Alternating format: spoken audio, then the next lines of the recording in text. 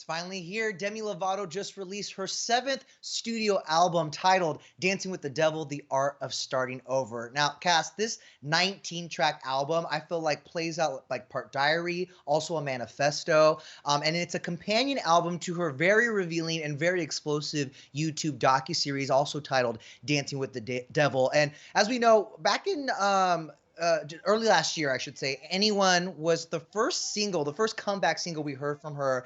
And it was a song that she recorded just 4 days before her near fatal drug overdose in July 2018. But that was just a glimpse into the story of what the full album was going to tell. And now it's finally here. Joining us to help break down the five most revealing standouts from Demi's latest work is Apple Music's Brooke Reese. Brooke, welcome to the download. Hi, thanks for having me. Brooke, it's so great to have you joining us, especially to talk about an album that there is a lot to break down, including some of the biggest takeaways from this album. And I feel like for us, one of the biggest takeaways is really that Demi lays it all on the table. I would arguably say that she gets more vulnerable with this album than she has in her entire career. Case in point, the title track of the album, Dancing with the Devil, which we also got a music video visual for as well, which is very eye-opening. In the video, we see her screaming and singing while restrained in a hospital bed, obviously very reminiscent of the same way she looked in 2018 when she overdosed, almost reliving that experience and bringing it back to life in her art. And so, I wanted to ask you, now that you've heard the album, what do you think the overall message is here? The thing I love about Demi Lovato is she has always been a truly vulnerable artist. And I feel like this album, you're so right, Cassie. She is nothing but open and honest on this project. And, I think that the overall message is it's a story of growth, right? Like she's not afraid to talk about all of her hardships. I mean, talking about ODing and going through something so traumatic like that, she doesn't have to share it with the world. She doesn't have to do this. She doesn't have to do the docuseries. And this album almost feels like an unofficial, soundtrack for that docuseries because you're literally getting stories from Demi Lovato about, going through that and her addiction and her eating disorder and everything that she's been going through. But I think that it's about just owning your truth and that you're always able to, move past it, almost like a rebirth, because the album she did tell her fans, please listen to it for me, start to finish. And when you do that, you're really on this journey with her.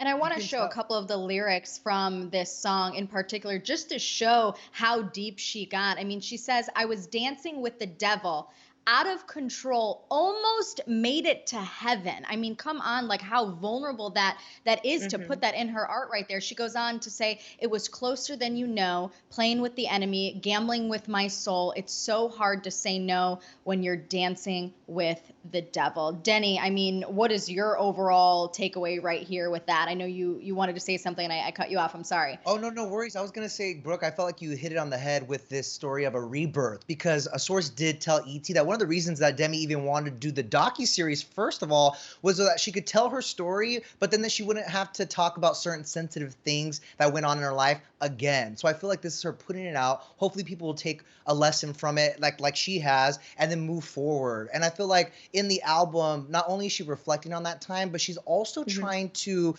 almost make amends with the people she hurt along the way Right. because of these actions, including her family. And that's what I took away from the song ICU. She said that one of the effects that she experienced after her overdose was literal blindness. Right. And this is something she talked about in the documentary. She says, I'll say a prayer and keep you near. This is in the song. You're always here with me. I promise I'll be there. Don't worry, because I was blind, but now I see clearly. She was so blind that she couldn't even see her younger sister who was standing next to her in that hospital Hmm. bed. Hmm. I mean, Brooke, what message does Demi have for her family who literally stood by her in those low points? Hmm. And how do you feel like her family has motivated her to get well?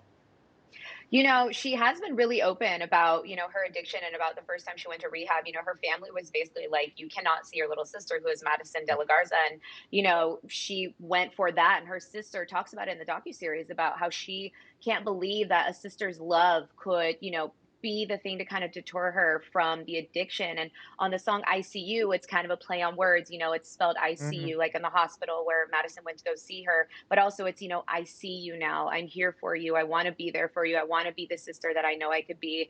And it's honestly so beautiful. And I had a really hard time, honestly, making it through a lot of the tracks without getting really Right. emotional because you feel Demi literally It's pouring her heart heavy. and soul into this project. Absolutely. And I think that, what a beautiful play though on lyrics, in a way that Demi can do that, where she takes, talking about literally being blind and not being able to see her sister in ICU and now being able to see her clearly and know that her family hasn't ever given up on her, which is just, Yes. I mean, gosh, what a rock for her. Absolutely.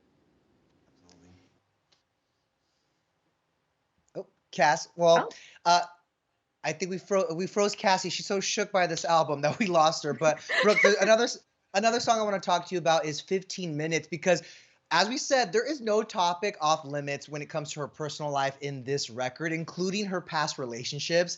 And a lot of fans latched onto this quickly, noticing that in 15 minutes, she seems to be calling out her ex fiance, Max Eric. Now, I say this with a smile because, of course, we expected her to tell these dark tales and talk about her overdose. I had hoped that there would be a song about Max and pointing out the fact that he was maybe looking for his 15 minutes of fame after the breakup. We all remember that photo shoot of him on the beach in Malibu. But what I want to know from you, Brooke, is what do you think Max's reaction will be? you know, I'm sure he will probably be excited that he was mentioned, but it's honestly so great because she does this whole song, doesn't mention him once, but you know what it's about. And I feel like this album is also really cathartic for her, right? Like a lot of artists write about their pain to move through it and they put it into words and just let it be out there. It's like they're sharing their diary of the world. In 15 minutes, I mean, it is just blatantly honest. I mean, she literally talks about you're crying on the beach in Malibu. If that's not saying who the song is about, I don't know how much Right. more clear she could put it out there. It You guys, speaks I for just have itself. to say really quick, I'm so mad at my internet for cutting out right there because I wanted to talk about how petty Demi was. This is probably one of my favorite parts of this entire album, and the internet was like, no, Cassie, we're not gonna let you talk about it here. But oh my goodness, I think you hit the nail on the head right there.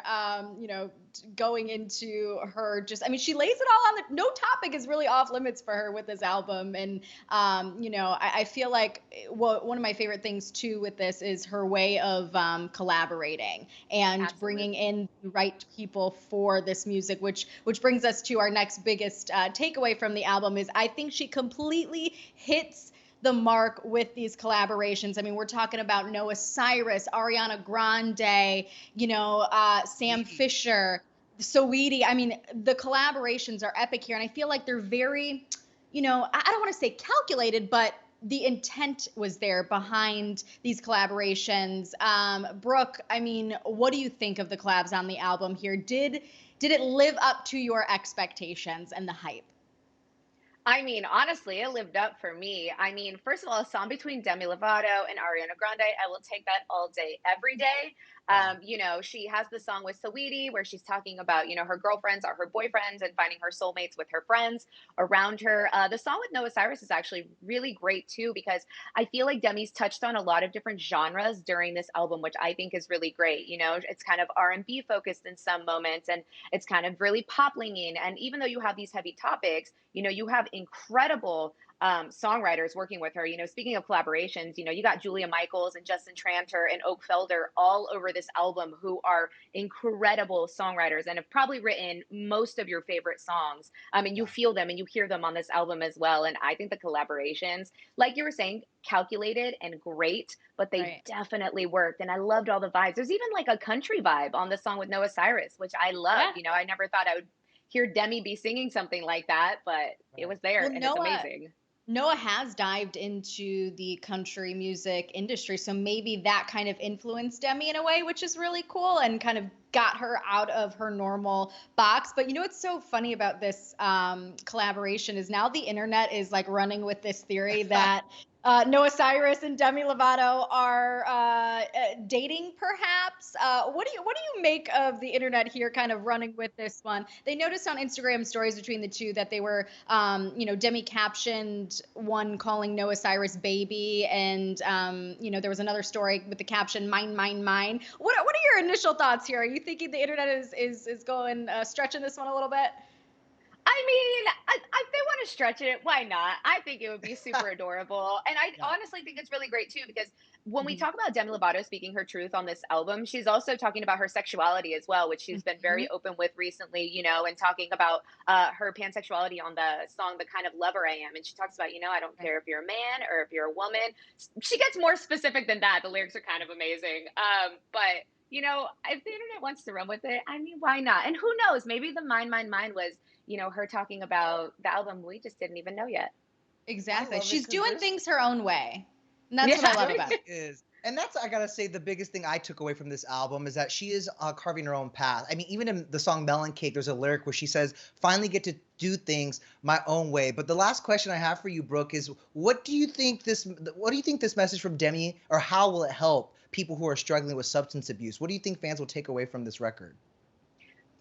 I think the most important thing about learning about addiction and growing from it is, Demi's been very honest that, the first time she went to rehab, they expected her to be this perfect role model and not relapse. And it's just very unrealistic, and I feel like this album and this message is for her fans to let them know, like, I'm here for you and I mess up too. And she owns all of that. And, she, like I was saying, this kind of feels like a soundtrack almost, but not really, but to the docuseries, because a lot of what you watch in that docu series, she talks about on this project, and no topic is off limits. And I think that her fans are really going to take this in and enjoy it. And so many of Demi's fans have always talked about how her lyrics have saved their lives. And I know that Yeah. I've been moved by so many Demi Lovato songs, which is why I love her so much. So I honestly just can't wait for a few days to pass, maybe let the weekend go by and see how the fans have really taken this in and see the standout ones and the ones that the fans keep going back to over and over again that make them feel something. I mean, from Skyscraper to Confident to Dancing with the Devil, she has us hooked, and I'm listening.